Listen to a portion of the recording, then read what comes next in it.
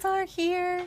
I wish that I knew how to toggle back and forth between the camera pointing face down and the one that you can see me, but I don't know how to do that yet, but I will figure it out eventually.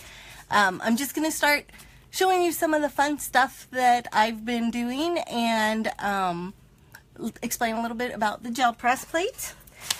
Since there's only 15 minutes, I figured I should probably do a little bit ahead of time just to give you an idea of, you know, the different kind of paints that you can use. And this, I'm just scrolling up. Hi, Diane. So this is, what I did on this is use the same exact thing. I used a stencil and then I stamped over it. So this is using the Artist Loft paint. That's this stuff, and you can buy it at a big box store. It's not as high end quality as something like a Golden Open, but it gets the job done, especially if you're looking for like chunky techniques. So that is the Artist Loft. This is Golden Iridescent. So the stuff that comes in these pots, this is from my days at art school. Acrylic paint stays forever. But you can kind of see what it does. Hi, Marlene. From the Netherlands. Goodness. What time is it there? And this is another of the golden pots. And this is Art Anthology. So this is considered more of a craft paint. They don't sell this in art stores, but I'm finding I absolutely love this paint on the plate. And not just because she's my friend, but it works really well. And I'll show you a print that I did right before we started. But this has like little chunks in it, like little glitter chunks in it. And I don't know if it's because it's an older paint that I kept or not. And this is the one that I really like. This is her velvet paint. And these are amazing for doing pickup prints. And I'll explain what that is in a second. And then this is using Liquitex Basics. This is it's actually a good art, a good brand to use for beginning art students. They have higher end stuff, but this works great on the gel press. And then this is Winsor & Newton. I also found this at a big box store. So you can see some of them are more opaque. Now this is where we start getting into this stuff. This is Golden Open, and this is where it starts to become more transparent, and the quality of the print gets a little bit better. This is Pebeo acrylics, and then this is Pebeo acrylics as well, but in a different type of a bottle. And I don't know all of the differences between them all.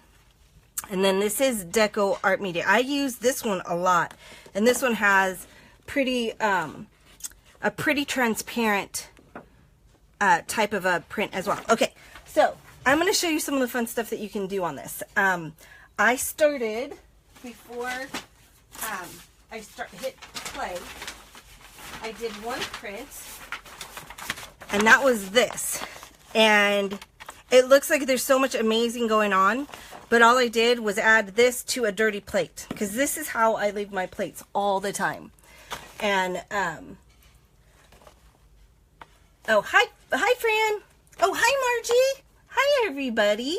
Okay, so this is what I really love about using the gel press plates, because I'm going to do the same thing that I did last time. There's a lot of goodness going on here, and this paint works so amazingly well for pickup prints.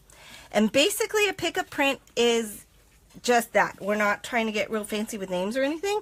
Basically, you're just trying to pick up what's on the plate. So you just add a little bit, and you see there wasn't a whole lot of paint that I added. And you always want to use a brayer so you get a nice thin, even coat of the paint over the whole plate. And I like to use stencils. This one is my favorite stencil. This one's from Stencil Girl. And it is time for me to clean it. It is so thick with paint. but it's still working for the moment. I was going to clean them this morning, but kind of ran out of time. Now you can't even really see that print, what was added there. But once you add your paper, then you'll be able to see it. So this is from Hammer Mill, and it is their digital color copy paper. It's more expensive than the lower or economy copy paper, and it's for laser printers or laser copiers. See, look at all that color that's coming up. And all I did was just add a single layer of paint and a little bit of a stencil. So I absolutely love, love, love, love, love leaving my plate all dirty like this. So there's a whole bunch of things that you can do besides stencils. I like to use all the, I don't know if you can see all of these textures that are over here. Oh yeah, it looks like you can. So we're going to use, this one is actually my favorite. You can see the color's almost all gone.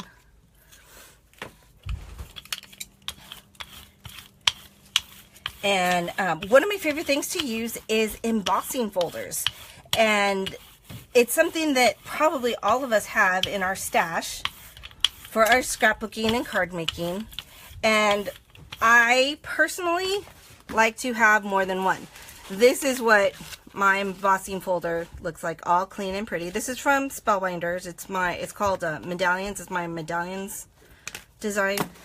But this is what I use on my plate. So I keep one clean for paper crafting and then one specifically for using on my plates. And I'm not real precise when I'm using it. Just trying to get a little bit of a background going. And then this is another one of my favorites. This is called Marrakesh. And this is from Stencil Girl. And I'm going to add a little bit more paint. I'm going to try and get some of this goodness over here. So we're going to use, let's use this one. And as you can see over here to the side, I think you can see it. Yeah, you can see it. I like to put my paint over here most of the time. Sometimes I added the paint with the palette knife, but most of the time I like to add it over here and get a nice smooth, even layer onto my brayer before I add it to my plate. Because if you just put dots on here, wherever you're putting those dots, if you're like me and you want to have all of the goodness that's on the plate, it's going to take off whatever's there. I'll show you in the next print what I'm talking about.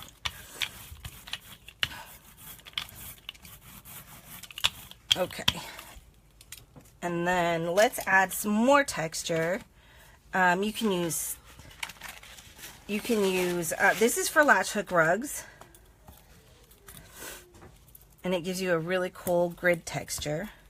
And we should probably pull this print before the paint dries all the way. All right. And the higher end the paint, the longer you have to add layers and stuff onto your plate. So something like the Golden Open will stay wet for a lot longer than, say, this Artist Loft, which is a store brand. Those tend to dry really fast, which I like to do because then it gives me a lot of chunky texture. Uh-oh. I let it dry too long.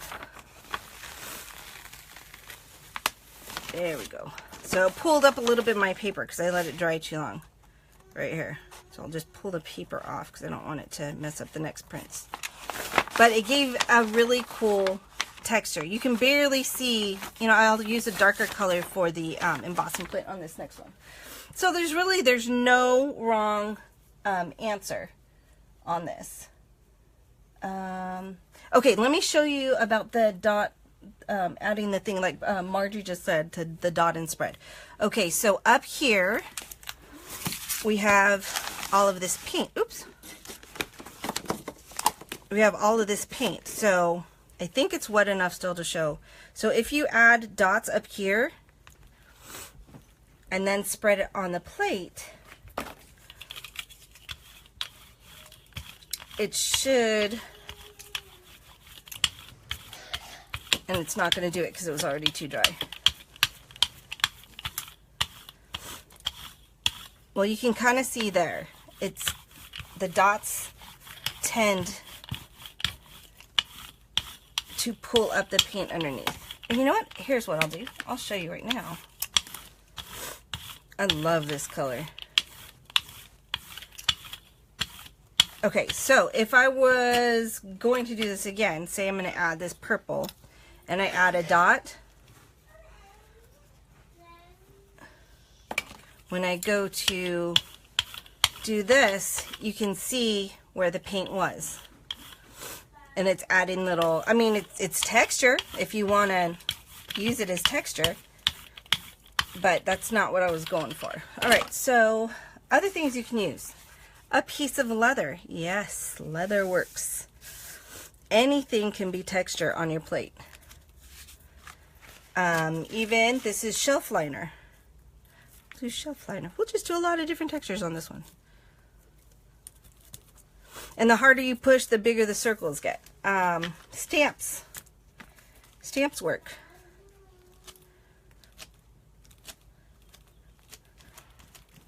And, oh, even if you have chipboard letters, you can adhere them to a piece of like manila. And that will give you texture as well. And because it is facing the right direction, and when you stamp it down, it's backwards, when you pull the print, it will be in the right direction again. So here we go. Let's try this.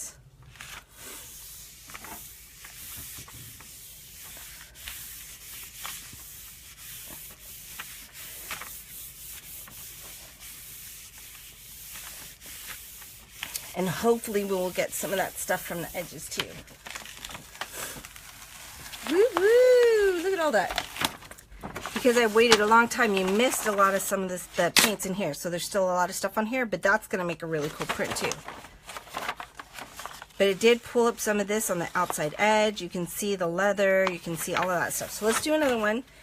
So this would be what's called a ghost print. So we're going to add some paint. In fact, this one, I know it's going to mess it up, so I'm going to just do it over here. Because I don't want to lose any of that texture there. So we're going to add the paint over here to this side. And you notice I just mix it right on top of whatever's there already. Okay. I want a really thin layer.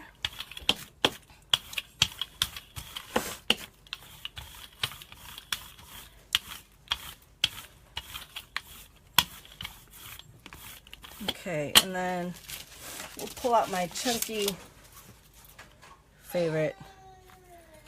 I seriously need to watch it. You can hear my grandson in the background. They're getting him ready for school. Alright, this is going to be interesting. There's a whole lot of texture going on. And not every print is going to be your favorite. You just got to keep playing. I mean, paper isn't that expensive. And the small amount of paint that you use if you're, you know, just trying a few things is not that expensive either. When you're going to do a boatload of prints, it can get expensive if you're using a higher end paint. Woo-hoo-hoo! Look at that. Look at all of that texture. That is some fun stuff right there. So does anybody have any questions? It looks like we got a few comments. But, thank you, Smitha. I think that's how you say your name. Well, I'll open it up for questions. Or does anybody want to see anything real quick in the next, I don't know, 30 seconds or so? No? I think we're good. Okay. Well, thank you so much for joining me. I hope that you enjoyed watching me play in my studio. And I will see you guys next time. Bye.